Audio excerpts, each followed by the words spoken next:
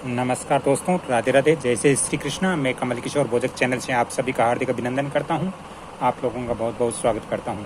दोस्तों, आज का हमारा टॉपिक्स रहेगा कि ज्योतिष शास्त्र द्वारा हम कैसे समझ सकते हैं कि पहले पति की मृत्यु होगी या पत्नी की मृत्यु होगी। दोस्तों, ये बहुत से सारे लोग हैं, बहुत सारे व्यक्ति वो समझना चाहते हैं कि पहले जो धर्मपत्नी है वो जाएगी या जो धर्मपति है वो जाएगा। ये सब चीज़ें हम ज्योतिष द्वारा निकाल सकते हैं आसानी से। तो इस चीज़ को निकालने के लिए हमें कैसे देखना होगा, ज्योतिष के अनुसार कैसे हम समझ सकते हैं कि पहले स्त्री की मृत्यु होती है या पुरुष की, यानी पत्नी की होती है कि पति की मृत्यु होती है। इसके लिए दोस्तों हमें कुछ चीज़ों का ध्यान रखना चाहिए, क्योंकि सबसे पहले ये देखना चाहिए कि पति का नाम और पत्नी का नाम। मान लीजिए यहाँ पे एक मैं सूत्र दे रहा हूँ, ये बहुत ही महत्वपूर्ण सूत्र है दोस्तों। ज्योतिष के अनुसार जो नाम होता है, व्यक्ति का नाम होता है, उस नाम के अक्षर, यानी व्यक्ति के नाम के अक्षर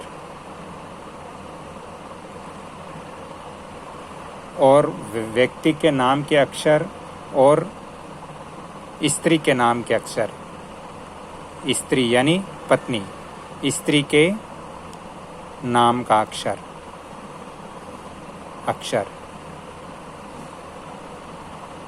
दोस्तों, इन दोनों को जोड़ना चाहिए। यानी पति के नाम यहाँ पे लिख देता हूँ, पति या व्यक्ति, पति के नाम या व्यक्ति, पत्नी या स्त्री, इनके नाम के अक्षरों को जोड़ देना चाहिए। जैसे किसी लड़की का नाम मान लीजिए यहाँ पर पहले पति का नाम लेते हैं, तो पति का नाम मान लीजिए राजीव है। पति का नाम राजीव है। मैं उदाहरण के तौर पे आपको दे रहा हूँ। तो इसमें हम देखेंगे कि राजीव के अंदर कितने अक्षर आए हैं। राजीव के अंदर रा 1, जी 2 और वह 3। तो राजीव के अंदर 3 अक्षर आए हमारे। राजीव के अंदर 3 अक्षर आए। वैसे ही हम पत्नी के नाम देखेंगे, तो पत्नी के नाम का अक्षर कितना हुआ। जैसे पत्नी का नाम मान लीजिए पुष्पा है, उदाहरण दे रहा हूँ, पत्नी का नाम पुष्पा है, तो पुष्पा के नाम पे कितने अक्षर आए, पू 1, से 2 और पा 3। तो यहाँ पर पत्नी के भी 3 अक्षर आए हैं। तो अब ये पति और पत्नी, इन दोनों के अक्षरों को जोड़ेंगे, तो पति के अक्षर 3 थे, पत्नी के अक्षर भी 3 थे। अब इनको हम 3 दोनों को जोड़ेंगे तो ये 6 हो गए। 3 जब जोड़ेंगे तो ये 6 हो गए। अब 6 को हम 2 से गुणा करेंगे। 6 को हम 2 से गुणा करेंगे तो बराबर 12 आए। इधर अब हमें पति पत्नी की जो मात्राएं होती है उनकी संख्या जोड़नी है। तो पत्नी की मात्रा की संख्या कितनी आई। जैसे पत्नी का नाम है पुष्पा, तो यहाँ पर पुष्पा के अंदर कितनी मात्राएं आई, पू के नीचे ऊ की मात्रा 1 और सा के नीचे आ की मात्रा 2। तो यहाँ पर पुष्पा के नाम में 2 मात्राएं आई। इसी तरह राजीव की मात्रा जोड़ेंगे, यानी पति की मात्रा जोड़ेंगे, तो पति की मात्रा, राजीव नाम था, तो राजीव में पहले आया आ की मात्रा, रा के अंदर आ की मात्रा और जी के अंदर ई की मात्रा। तो यहाँ पर 2 मात्राएं इनकी हो गई। अब ये दोनों मात्राओं को जोड़ेंगे, पति और पत्नी दोनों की मात्राओं को जोड़ेंगे, तो 2 + 2 बराबर 4 आ गई। अब 4 को हम 4 से गुणा करेंगे। 4 को हम 4 से गुणा करेंगे तो 16 आ गया। अब हम पति के अक्षर, पति पत्नी के जो अक्षर थे उनको जोड़ेंगे तो पति और पत्नी दोनों के अक्षर, दोनों के अक्षर यानी 12 आए तो 12 ले लिया हमने। फिर पति पत्नी दोनों की मात्राएं जोड़ेंगे तो पति और पत्नी, पति और पत्नी दोनों की मात्राएं जोड़ेंगे तो यहाँ पर पति और पत्नी दोनों की मात्राएं कितनी आई?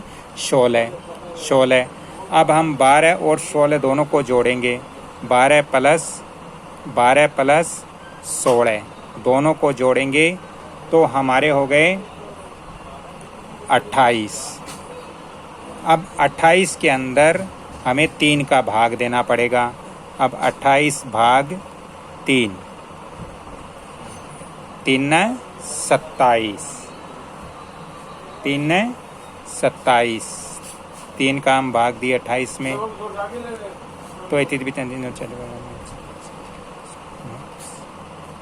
9 3 27, पीछे बच गया एक हमारा शेष बच गया। दोस्तों यदि शेष में 1 या 0 बचता है,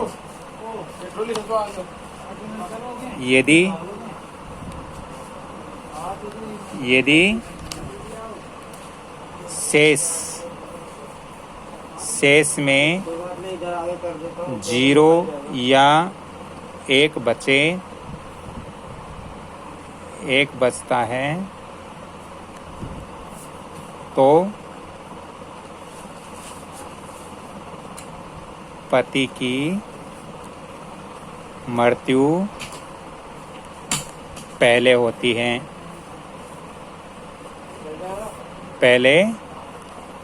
पहले होती है। और यदि 2 और 3 बचे, 2 और 3 शेष रहे तो पत्नी की पहले होती है। 2 या 3 शेष रहे तो पत्नी की पहले मृत्यु होती है, पत्नी की पहले मृत्यु होती है।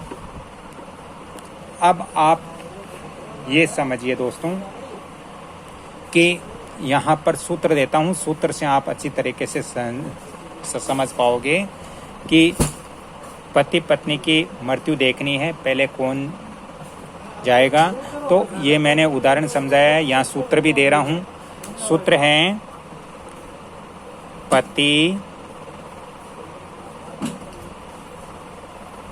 पति और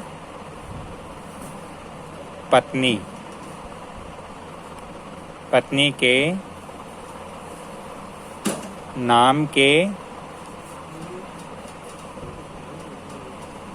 अक्षरों को जोड़ना है। जैसे हमने यहाँ राजीव और पुष्पा दोनों के नाम के अक्षरों को जोड़ा, फिर पति पत्नी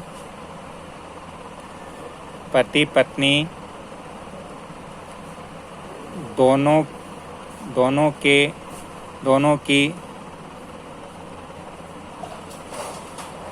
मात्राएं को जोड़ना है। दोनों की मात्राओं को जोड़ना है। जोड़ने के पश्चात अब जो अक्षर थे, अक्षरों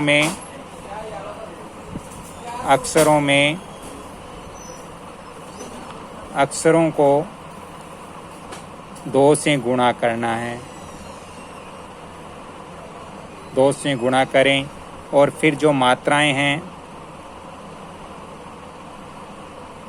मात्राओं को 4 से गुणा करें, 4 से गुणा करें, फिर दोनों को जोड़ना है, फिर दोनों को जोड़ना है,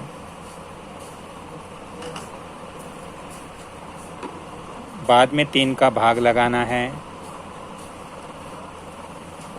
बाद में 3 का भाग लगाना है।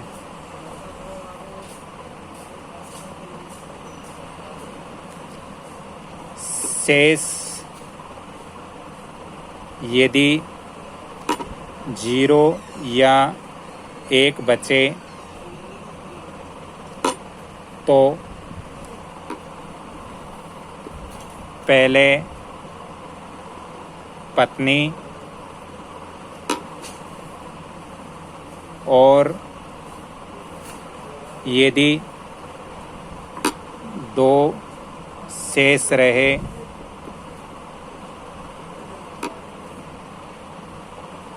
सॉरी मित्रों, यदि शेष में 0 या 1 बचे तो पहले पति की मृत्यु होती है, पहले पति की मृत्यु होती है। और यदि शेष में 2 शेष रहे तो पत्नी की मृत्यु जानना चाहिए, पत्नी की मृत्यु जानना चाहिए। इस तरह से हम निकाल सकते हैं। यानी सूत्र हैं, सूत्र समझिए आप इस सूत्र को, यानी अक्षर पति के अक्षर प्लस पत्नी के अक्षर, पति के अक्षर प्लस पत्नी के अक्षर दोनों को जोड़ना है। कुल अक्षर, कुल अक्षर जोड़ना है। यहाँ पर जोड़ने के बाद पति की मात्राएं, पति की मात्राएं प्लस पत्नी की मात्राएं, पत्नी की मात्राएं, इन दोनों को जोड़ना है। फिर पति के कुल अक्षर, पति के कुल अक्षर प्लस पत्नी के कुल अक्षर, पत्नी के कुल अक्षर, कुल अक्षर, इन दोनों को जोड़ना है।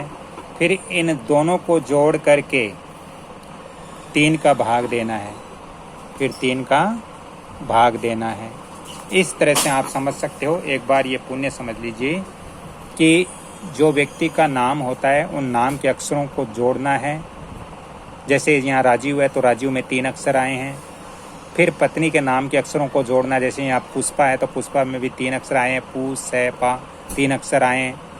इनको जब जोड़ दिया तो पति के अक्षर और पत्नी के अक्षर दोनों को जोड़े तो 6 आ गए। अब इनमें 2 से गुणा करेंगे तो 12 आ गया। इसको एक बार रख लीजिए। फिर हम पति और पत्नी की मात्राएं जोड़ेंगे तो यहाँ पर पुष्पा के अंदर 2 मात्राएं हैं, पू और आ की, तो ऊ और आ की मात्रा 2 मात्रा हो गई। इसी तरह पुरुष पति के भी राजीव है तो राजीव में 2 मात्राएं हो गई। दोनों मात्राओं को आपस में जोड़ दिया तो 4 हो गया।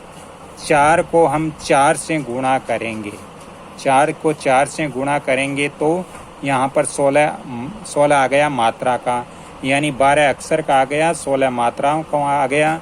इन दोनों को हम जोड़ते हैं तो हमारे 28 बनता है। अब 28 में हमें 3 का भाग देना है। 3 का भाग देने पर हमारे भाग जाता है 9 बार, और इसी तरह 1 शेष बचता है। और जब 1 शेष बचता है या 0 शेष बचता है तो पहले पति की मृत्यु होती है। यदि 2 या 3 शेष रहता है तो पहले पत्नी की मृत्यु होती है। इस तरीके से हम जान सकते हैं। अब यदि हम कुंडली के आधार पर देखें तो भी कुछ चीज़ें हैं। ये मेरा वीडियो लंबा हो जाएगा, अगले वीडियो में मैं वंदना भोजक चैनल पर दूंगा, तो वहाँ से भी आप देख सकते हो। तो ये आज की मेरी ये जानकारियाँ अच्छी लगी तो इस वीडियो को आप लाइक शेयर सब्सक्राइब जरूर करें और बेल आइकन घंटी के निशान पर भी क्लिक करें। राधे राधे, जय श्री कृष्णा।